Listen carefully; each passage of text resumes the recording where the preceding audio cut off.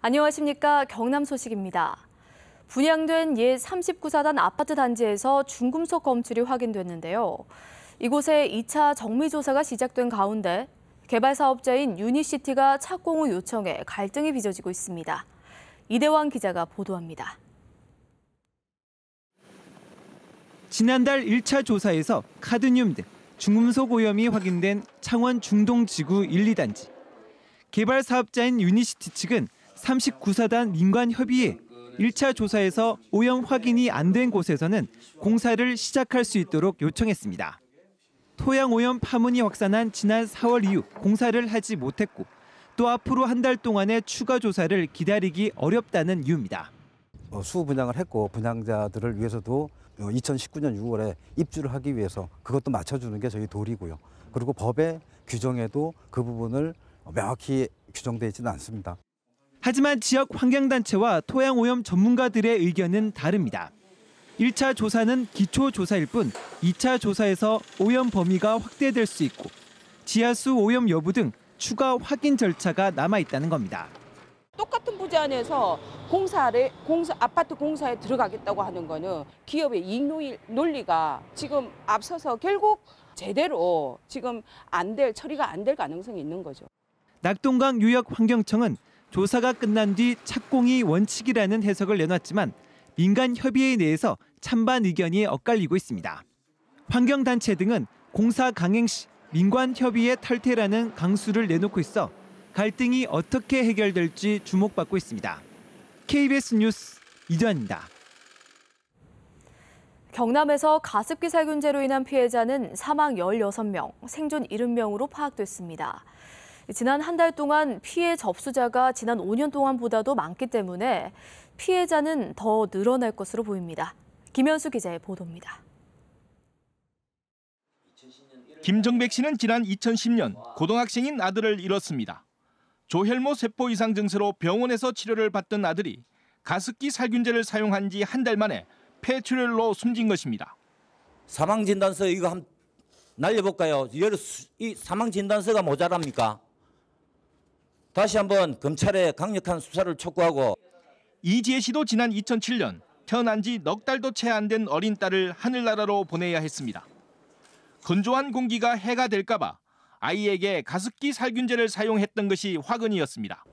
부모가 아이를 살리려고 했던 그 살균제 가습기 사용이 아이를 보냈던 이후 정말 몰랐었고요. 그때는 정말 원인을 몰라서. 지금까지 경남에서 접수된 가습기 살균제 피해자는 사망 16명에 생존 환자 70명 등 모두 86명입니다. 전국적으로는 사망 462명, 생존 환자 1,874명에 이릅니다. 가습기 살균제가 처음 출시된 것은 1994년이고 판매가 금지된 것은 2011년 말이기 때문에 피해자는 더 늘어날 것으로 보입니다. 최소 29만 명, 많게는 227만 명이 피해자로, 잠정적인 피해자로 그렇게 추산이 됩니다. 시민단체는 피해자를 더 찾아내기 위해 전국 2, 3차 병원 내원자를 대상으로 가습기 살균제 사용 여부 전수조사가 필요하다고 밝혔습니다. KBS 뉴스 김현수입니다. 지난해 경찰이 가짜 산양삼으로 술을 만들어 판 업주를 사기 혐의로 적발했는데요. 검찰이 최근 해당 사건에 대해 무혐의 처분을 내렸습니다. 가짜 산양삼에 대한 법 해석이 엇갈렸기 때문인데 어찌된 일인지 김소영 기자가 취재했습니다. 산양삼으로 만든 술입니다. 경찰은 원료가 된 산양삼이 가짜라며 업주 59살 김모 씨를 사기 혐의로 검찰에 송치했습니다. 산양삼 감정기관인 임업진흥원은 5년근 이상에만 품질 합격증을 발부하는데 해당 산양삼은 2, 3년근으로 유통 판매 시 반드시 거치도록 한 합격증이 없어 가짜라는 겁니다. 전문기관인 한국임업진흥원에서 감정 결과 시료를 소개해가 감정 결과에 가짜 산양삼으로 해보됐기 때문에. 하지만 검찰은 무혐의 처분을 내렸습니다.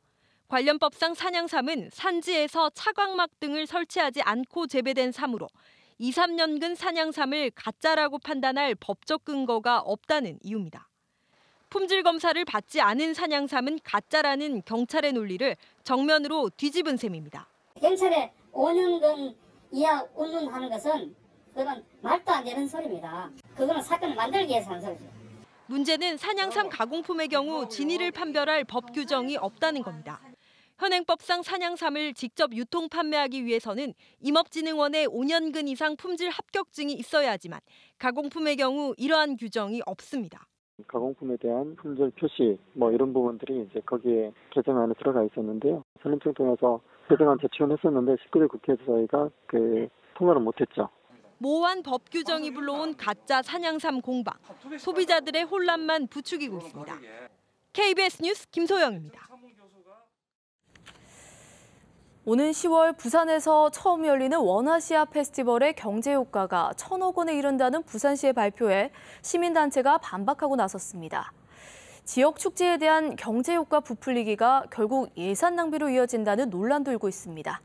박선자 기자입니다. 매년 20억 원 상당의 예산이 투입되는 부산 불꽃축제. 부산시는 불꽃축제를 통해 2천억 원에 가까운 경제 효과와 3,800여 명의 고용 효과 등이 발생한다고 밝혔습니다. 이는 외국인 관광객을 10,000명으로 추산했을 경우인데 정작 지난해 불꽃축제 외국인 관광객은 600여 명에 불과해 부산시 분석에 의문이 제기됐습니다.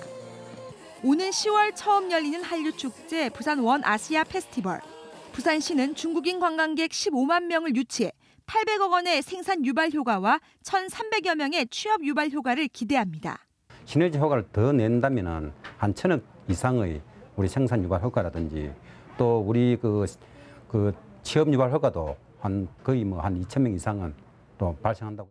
이 분석을 토대로 100억 원의 예산이 투입되는데 30억 원이었던 국비가 9억 원으로 줄어드는 등 벌써 부산시 부담이 커졌습니다.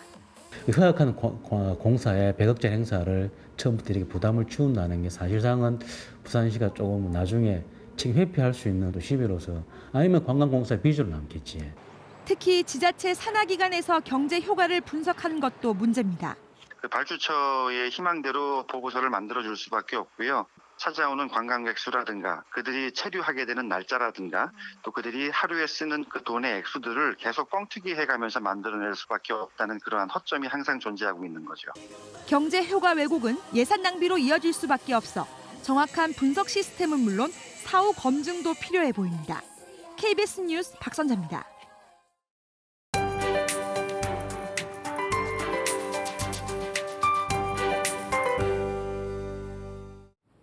오늘은 장마 대비 철저히 하셔야겠습니다.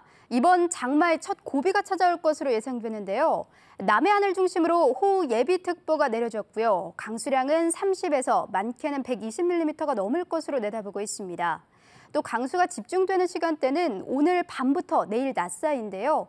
시간당 30mm 이상의 강한 비와 함께 돌풍을 동반한 천둥 번개가 치겠습니다. 안전사고에 각별히 주의하셔야겠습니다. 한편 오늘은 1년 중 낮의 길이가 가장 길다는 하지입니다. 대기 중 덥고 습한 공기는 가득해 평균 습도는 80%를 넘어설 것으로 예상되고요. 초여름 더위가 이어지겠습니다. 동부 지역입니다. 현재 구름량 많은 데다 안개까지 짙게 끼면서 통영과 거제를 중심으로는 안개주의보가 내려졌고요. 지금은 산발적으로 빗방울이 떨어지는 곳이 있습니다. 아침 중엔 대부분 그치겠고 본격적인 비는 밤부터 시작되겠습니다. 낮 최고 기온은 밀양 29도, 김해 28도, 창원은 27도로 예상됩니다. 서부 지역도 낮 기온 예년 수준을 유지하겠습니다. 어제만큼 더울 것으로 내다보고 있는데요. 진주 22도로 시작해 합천 28도, 산청과 하동 27도로 예상됩니다. 이번 주 내내 장마 전선은 남부지방을 중심으로 영향을 주겠습니다. 목요일과 일요일을 제외하곤 모두 비 예보가 들어와 있습니다. 기상정보였습니다. 창녕군이 건물 밖에 가격 표시 의무가 있는 음식점을 대상으로 표시 기준을 지켰는지 여부를 집중 점검합니다. 밀양시가 다음 달까지 자유무역협정에 따른 수입 농산물 증가로 피해를 본 농가를 대상으로 지원금 신청을 받습니다. 거제시가 특산품인 유자 효차 5톤, 13,000달러어치를 중국에 처음으로 수출해 농산물 수출에 청신호가 켜졌습니다. 통영시가 러시아 사마라시의 제안으로 문화예술, 관광교육 등 교류 협력을 위한 협약을 맺었습니다. 지방자치단체 등 공공기관이 1,000억 원 이상 사업을 추진할 경우 예비타당성 조사를 반드시 거쳐야 합니다. 기획재정부는 이런 내용을 골자로 하는 공공기관 운영에 관한 법률 시행령 개정안을 입법 예고했습니다. 개정안은 앞으로 공기업이나 준정부기관이 예산을 편성할 때 총 사업비 1,000억 원 이상이고 국가 재정 지원과 공공기관 부담분의 합이 500억 원 이상인 경우 기재부가 주관하는 예비타당성 조사를 거치도록 했습니다. 이 개정안은 오는 9월 23일부터 시행됩니다. 경남도의회가 이번 주 예산결산특별위원회와 본회의를 잇따라 열어 누리과정 예산 등 경남교육청의 추경 예산을 처리합니다.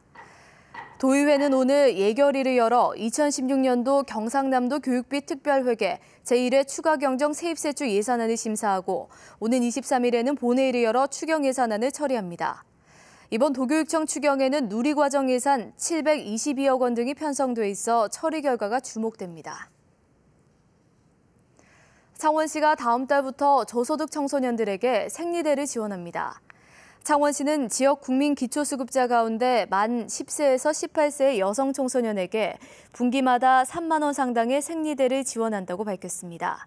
또 시 예산과 기부 물품을 모금해 초중 고등학교 190여 곳의 보건실과 청소년 관련 시설에 생리대를 비치해 이용할 수 있도록 할 계획입니다. 창원시가 부실공사를 추방하고 예산 사용의 투명성을 위해 공사 실명제를 실시합니다. 창원시는 순공사비 10억 원 이상의 시가 발주하는 모든 공사에 대해 시공사와 감리사, 감독관의 이름을 새긴 표지판을 의무적으로 설치하도록 관련 조례를 변경했다고 밝혔습니다. 이른 더위가 찾아오면서 창원시 마산하포구가 오는 30일까지 수산물의 원산지 특별 점검을 합니다. 특히 여름철 보양식으로 인기가 많은 장어 판매업소를 집중 점검해 원산지 표시가 적절한지 등을 확인하고 일본산 수산물과 냉동꽁치에 대해서도 점검이 이뤄질 예정입니다. 구청 관계자는 최근 수산물 원산지를 가짜로 표시하는 사례가 자주 발생하는 만큼 위반 사례가 적발될 경우 형사 고발할 방침이라고 밝혔습니다. KBS 뉴스를 마칩니다. 고맙습니다.